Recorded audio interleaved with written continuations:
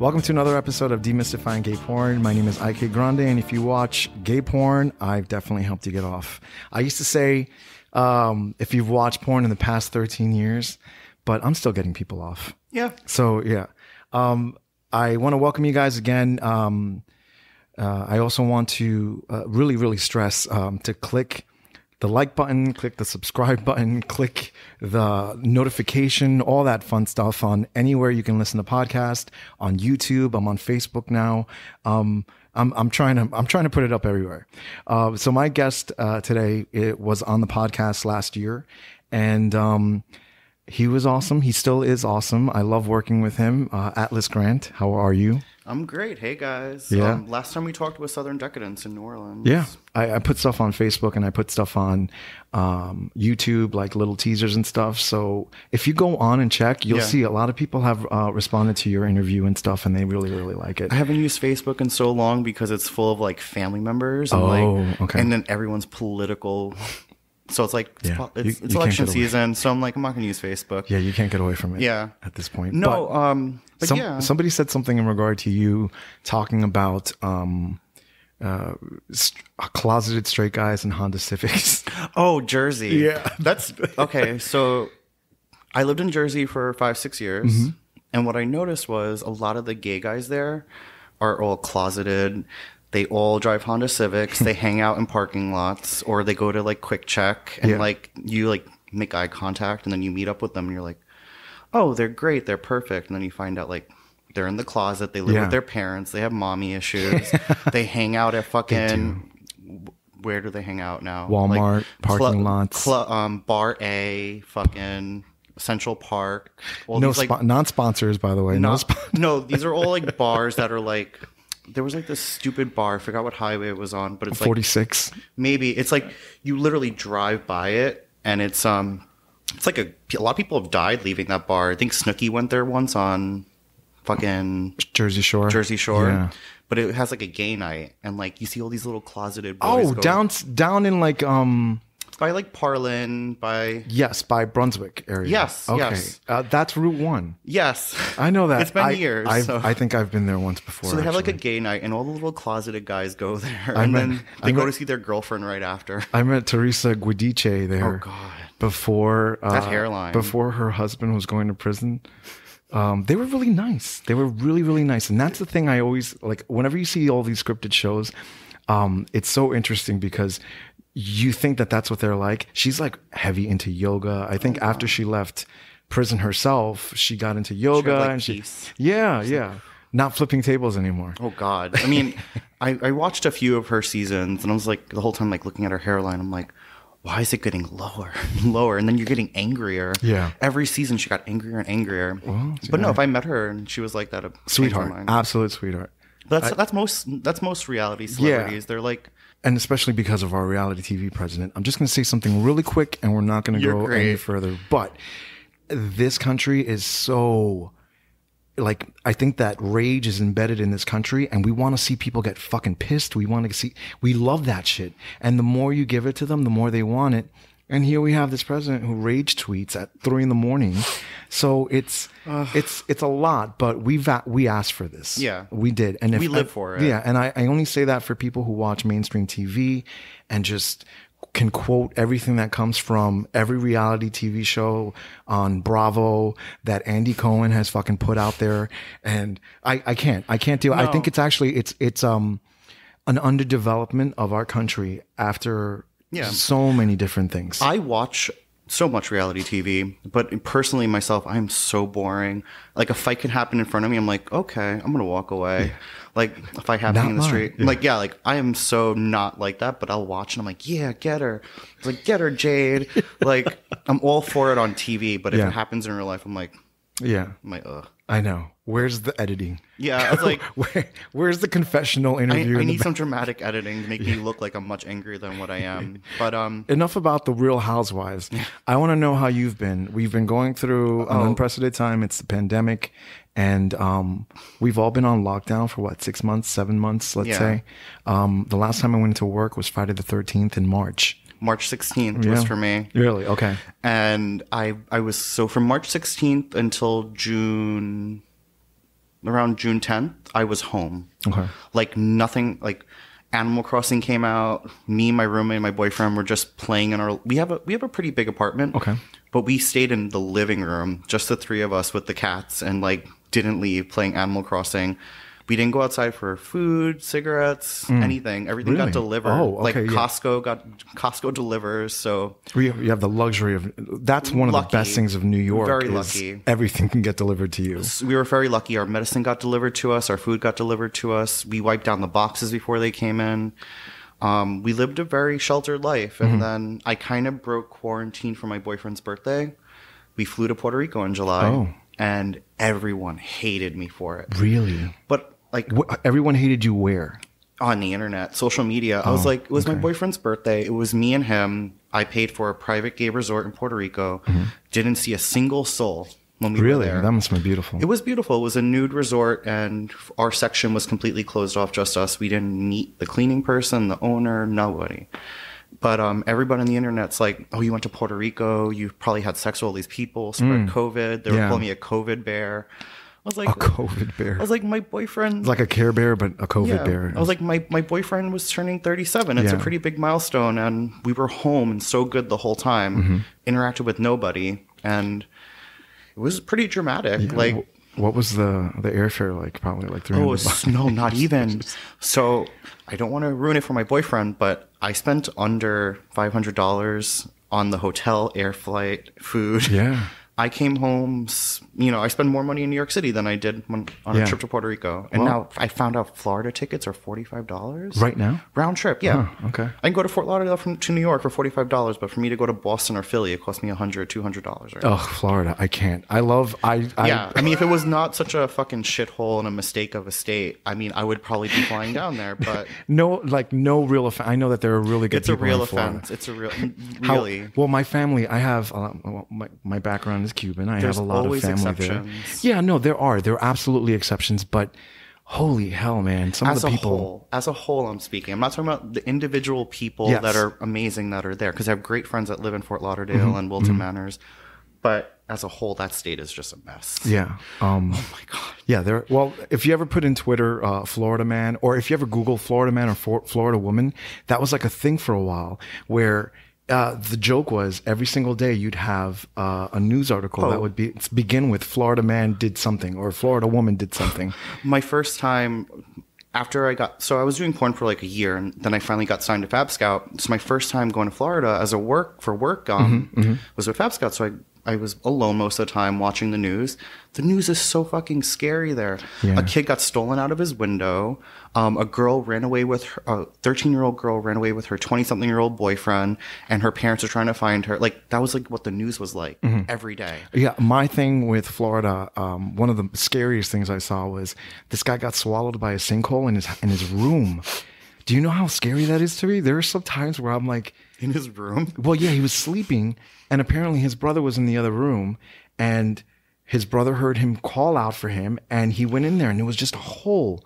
And I'm thinking to myself, oh my God, can you imagine what that guy went through? I think about this shit too much. It's fucking dark. It is. It's awful. It's so dark. I hate that I have to, like, other people can gloss over it and, oh, that'll never happen to me. You never know. No, you don't. You think he thought he was going to get fucking sucked up by a sinkhole? With 2020, you have no idea what's going on. Yeah, I know. I mean, rest in peace, Ruth Bader Ginsburg. Yeah. But, like, this has been a crazy year. Yeah. Fucking fire cyclones in fucking California. There was the locust storm in Iran. It's like the apocalypse. It is. The sides of the apocalypse. Right now, there's a fiery fucking sky. It looks like... In California. In California. California's on fire. I don't even know what movie to fucking reference for it, because it's like, it looks like Mars. Yeah. It looks like the end of the world there. Yeah. I'm like... I've seen so much footage from there, even from like other years where, I don't know if you saw, it's like a viral video of this guy driving down some interstate in Florida, and everything's on fire, and it looks like he's driving into it. No, I didn't see it. It's creepy. I can't believe that's like how often that happens. Every summer or every end of summer, it feels like California's on fire. Yeah. Well, I mean, yeah. I mean, you would think that all my friends are like sending me photos from like San Francisco and LA, and I'm like, girl, you pay how much money to live in that place? You're gonna fucking... I want to get away from it all and go to California. They had an earthquake this last night. Well, this morning for us, but last night for them. And like, girl, yeah, right now you're dealing with fires, fire cyclones, earthquakes. What's next? Traffic, COVID. I mean, traffic should be one of the natural disasters of California. Yeah. But, oh God. So you've been home, you've been quarantined. So I wasn't working the whole time. You haven't been a whore in the sense of like, you know, when they call you a COVID bear. Yeah. No, okay. I hooked up with no one besides my significant other. Okay. And then, yeah, the whole time I was really good. And then June hit and we're like, fuck it. We're going to the beach. Mm-hmm. We're going to we started saying hi to people, but still at social distance. I feel like everybody, June came around, summer came around. It's really hard to keep people home. Yeah. And people need to get out. I wasn't even judging people in Florida for it when they weren't quarantining at all and going to the beach. Mm-hmm. But when it happened in New York, I was like, we'll be fine. And then I go to Reese Beach. So it was okay in the beginning, but then towards the end, it's like body on body on body. I was like, okay, I'm good. Were you going to Asbury a lot? No, I haven't gone to a Jersey Shore beach at all. I'm not a big Jersey Shore beach fan. I love Jersey, but I don't know. I have to go to like Sandy Hook in the middle of the afternoon or in the middle of the morning and I go for like an hour or two. I'm not a big, you know, let's pack everything and hang out at the beach. My boyfriend loves to do that shit, and I think it's awesome. It's a mission. Yeah, it is a mission. And I usually go with his parents too, and they bring like a bar. Like they're not kidding. Martini glasses and. It's fun. Gaze. That's fun. I actually went to Cape Cod. I was in Cape Cod for like a long weekend, and that was fun. My boyfriend's from Worcester, and Cape Cod is. We didn't go this year, and I feel so sad. It was different. It was very different. You know what? You're not missing anything. We miss P-Town so much. Well, P-Town, we ended up taking his parents to P-Town just for a little bit, and just to go. You know, it's always nice to go, and there's a mandatory mask enforcement, which is cool. Good, Everybody was following it, and if you didn't, even if you put it down on your nose and you weren't wearing it correctly, people would there would be people that would say, hey, you're gonna get a ticket if you don't, and if you don't like it, leave. And good for them, because people actually live there. Those people live there too, and they're protecting their community. They're protecting Provincetown.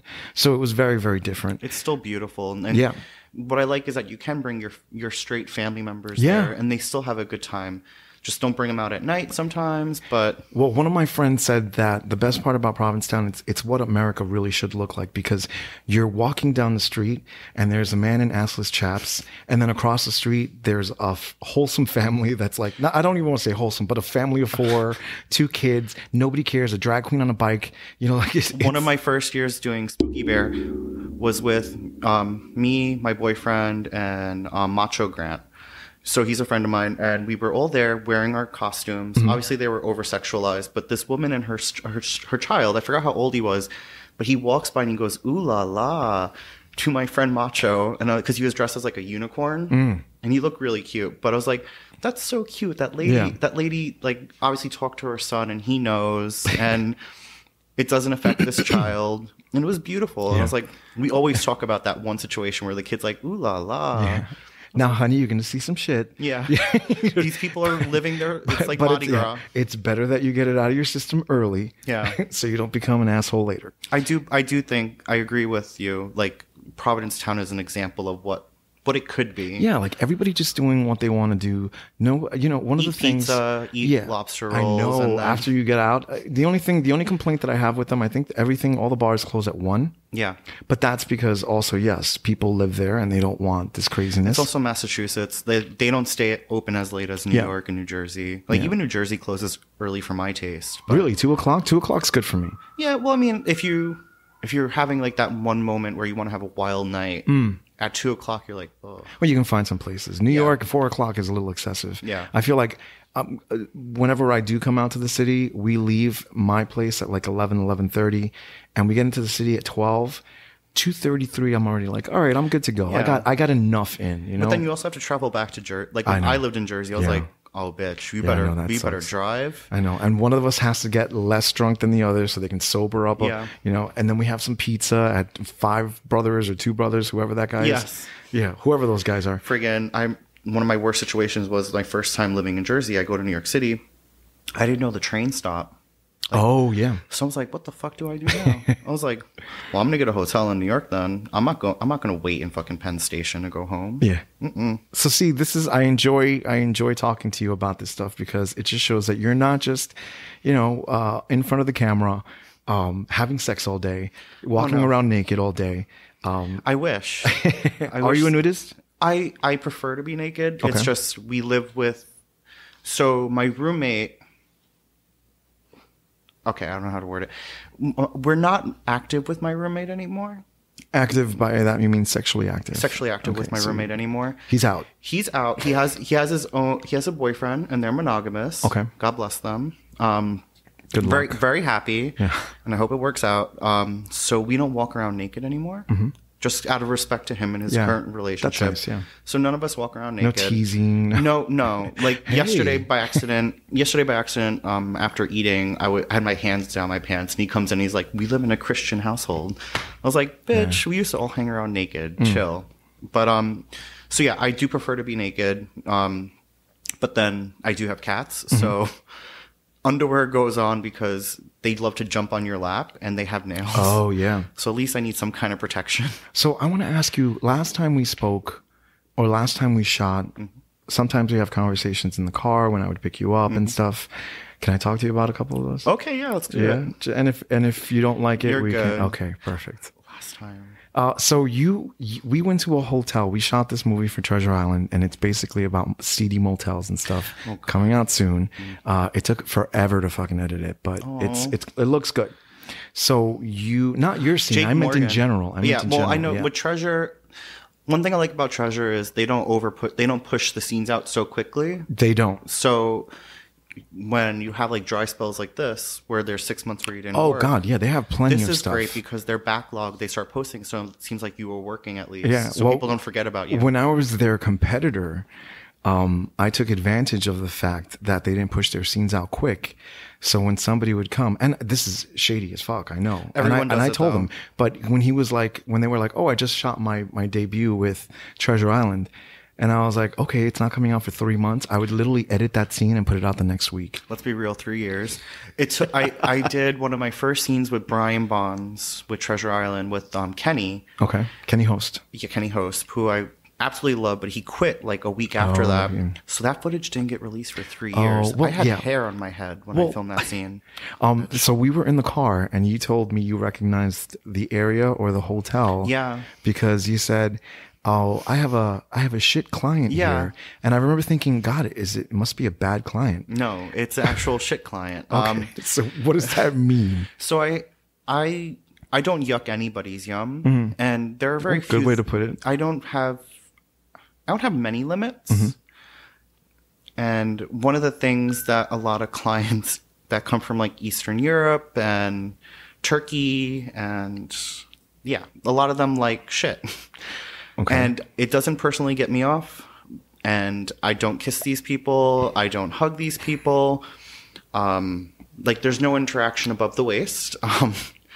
But yeah, they spend quite a lot of money and they make me eat before I get there. Interesting. And okay. drink coffee and everything disgusting. Holy fuck. But yeah, we're not even talking like composting organic. No, they don't. They want like Chipotle.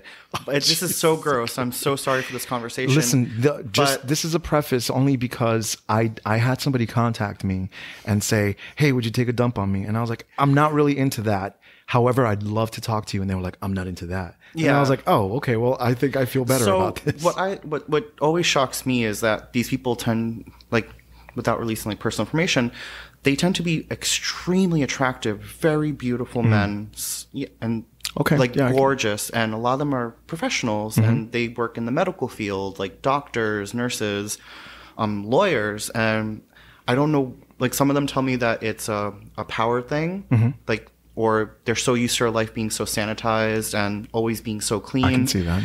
And it's like their fetish. But then I was like, you're actually consuming it though.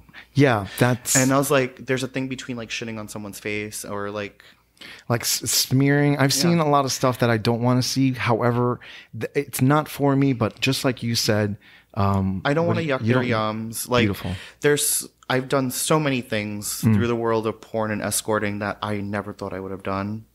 and that's one of them. Yeah, I do want to interview somebody that would be interested in talking to me. I have a client in Philly that's pretty open about his fetish. I could talk to him about it if it's something you want, but he's very open about it. He also, like, he purposely finds places in Philly that still allow smoking because he wants me to smoke cigars while I'm doing other stuff. Yeah. But that's another fetish that I don't get. I smoke cigarettes. I'm a horrible person, but it's a habit I developed from the military to stay awake. And then cigar smoking, and, you know, nicotine makes your dick soft. So it's like, I don't know how it works and you can sexualize it, but that's another big fetish that I do. Well, I mean, honestly, at this point, if you jerk off to it, it's porn. Yeah. So, but like, I noticed like cigars are really big. Shitting clients, scat clients. The scat. See, that goes. There are definitely there's increments. Let's say increments of excrement, but increments of fetishes. Yeah. And that one. Well, that one, and also I met some people on a forum. Not met them in person, but lots of meeting nowadays. I really do want to talk to a lot of different kinks and fetishes, even the ones. Here's my thing, especially talking about what is this called? Coprophilia, I think. Oh, I don't know. Okay, I think it might be called coprophilia. Don't quote me on that if I'm wrong, but if you talk about stuff like this and people have an outlet to talk about it, they won't think they're weird. Exactly. They won't think, there are people out there that can end up hurting somebody because they can't get something out. And I feel like that's very, very important. That's why I'm very grateful for, like, the internet sucks on so many levels, but it's great for so many people, like people who are into scat, people who are into golden showers.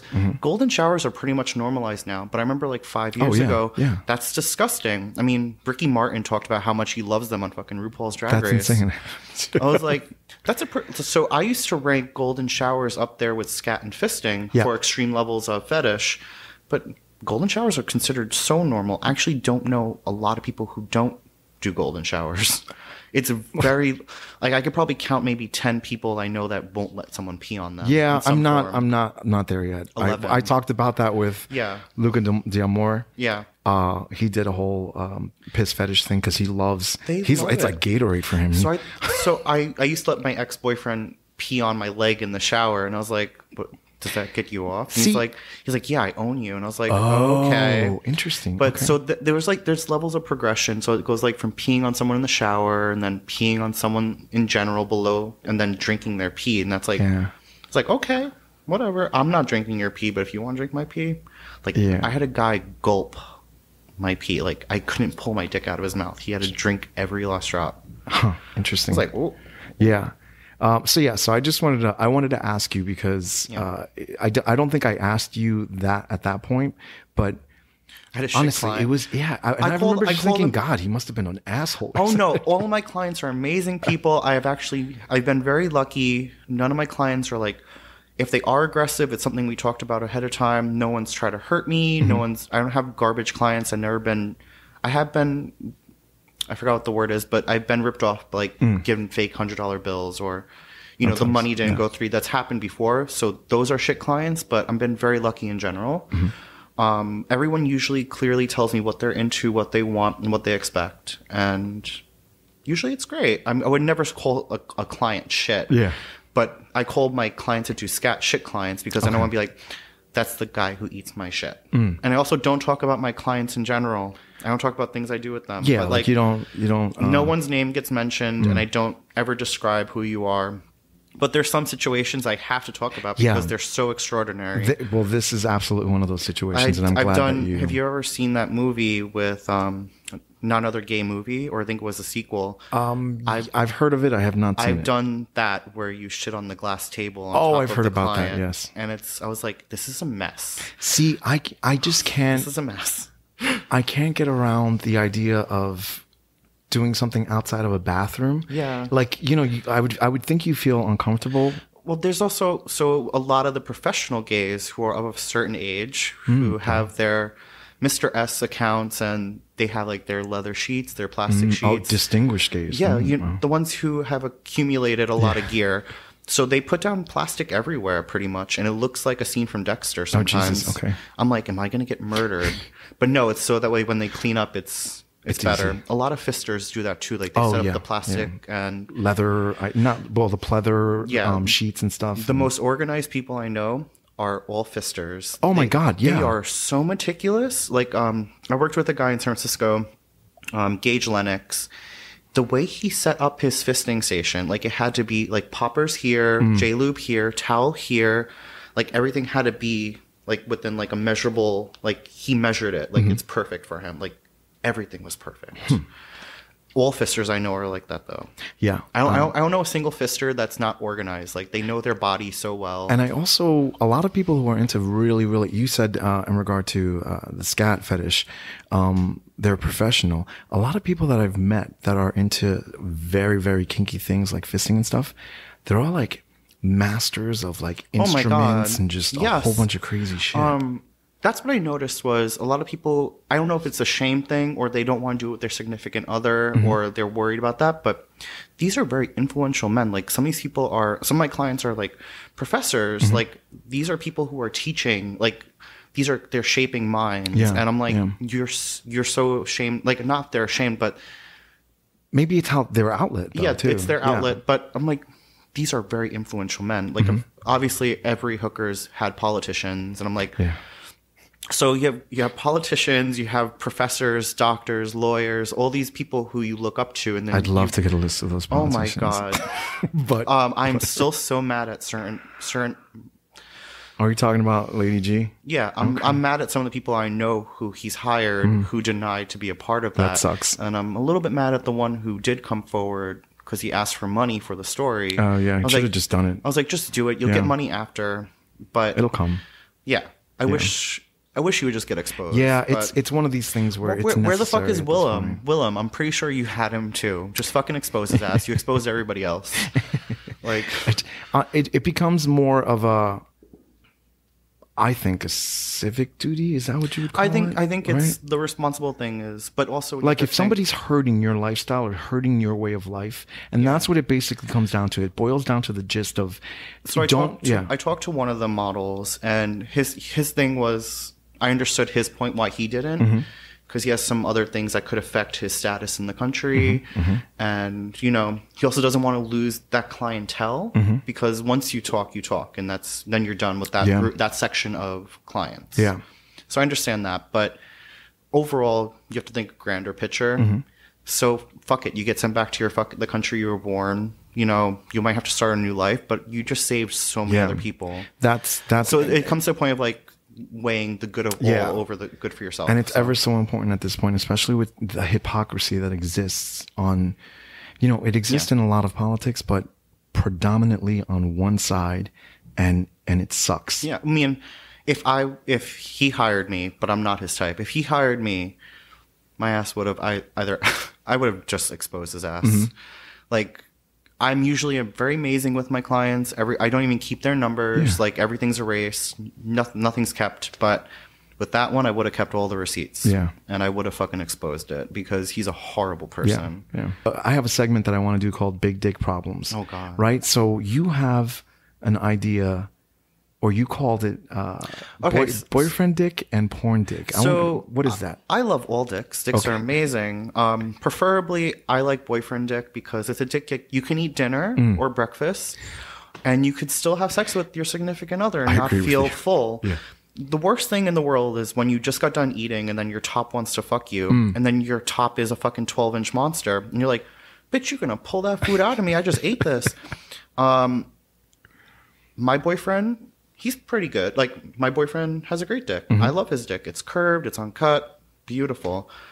But I could definitely take it after eating, and I could take it all day long. And you're fine. And I don't get a fissure.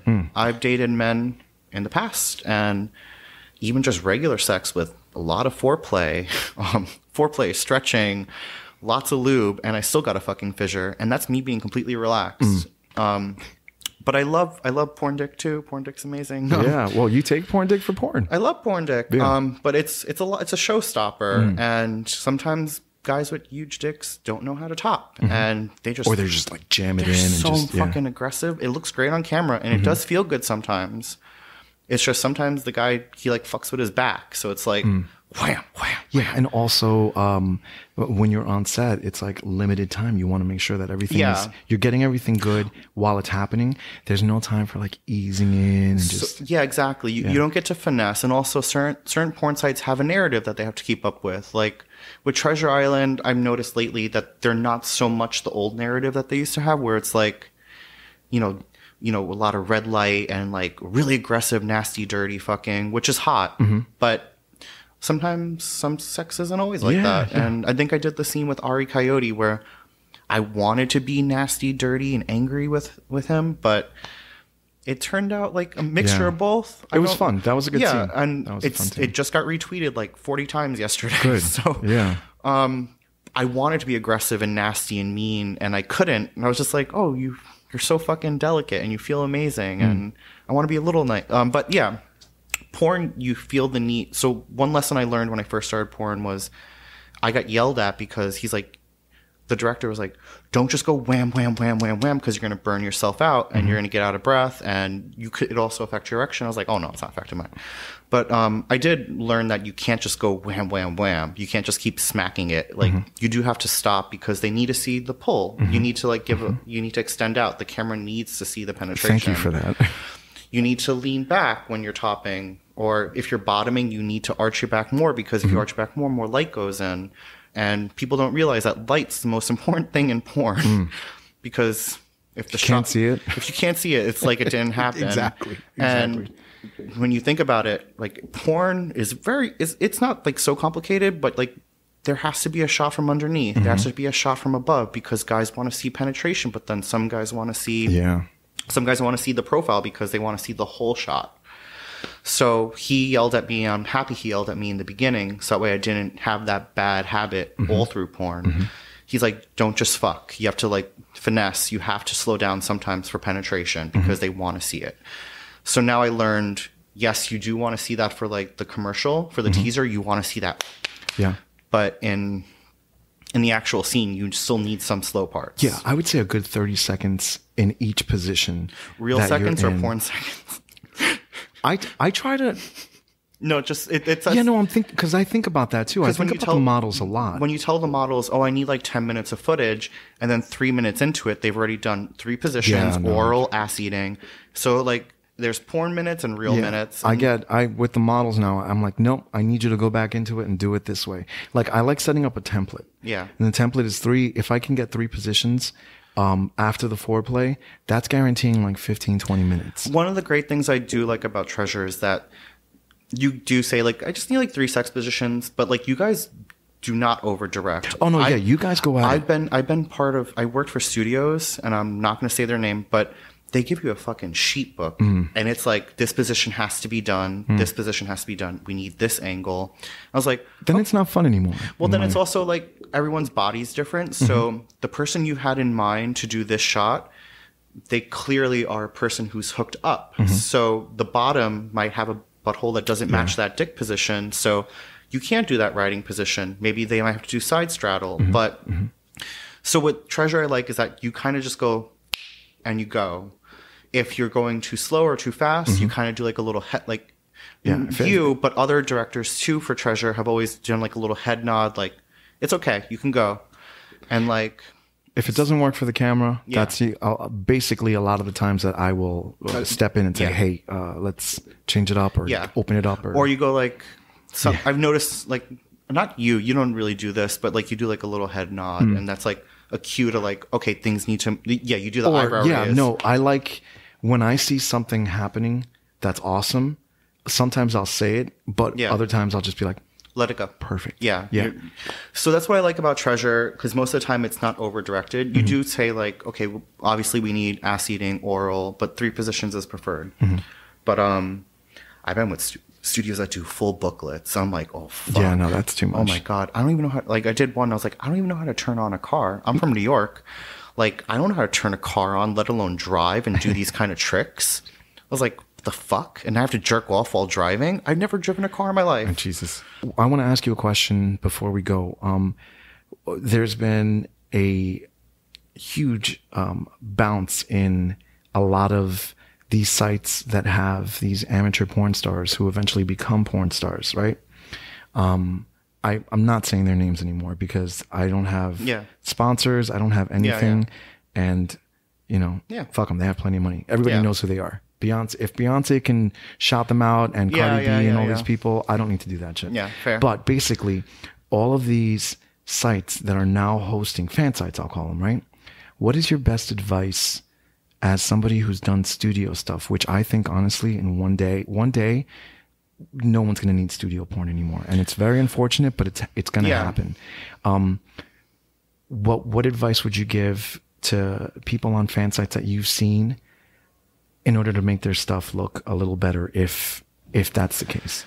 Biggest advice. So I've helped quite a few people start on OnlyFans, and it's different for everybody. I say invest in lighting.